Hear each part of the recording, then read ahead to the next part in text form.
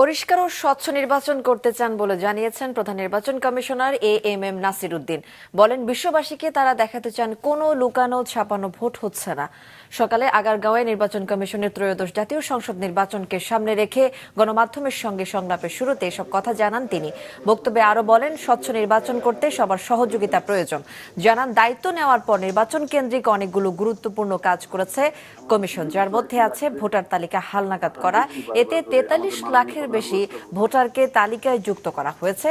বলেন, হালনাগাদ তালিকায় ২১ লাখ মৃত ভোটার চিহ্নিত হয়েছে, যাদের হয়ে অনেকেই ভোট দিয়ে যেত বলেও মন্তব্য করেন তিনি।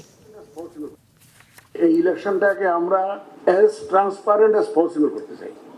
আমরা চাই সারা বিশ্ববাসী দেখুক বাংলাদেশে সবকিছু লুকানো ছাপানো কিছু যাতে না হয়, এবং এটা আই মিন ইট, যে আমরা একদম স্বচ্ছভাবে আয়নার মতো পরিষ্কার করে এই ইলেকশনটা করতে চাই। এই ক্ষেত্রে আপনাদের সহযোগিতা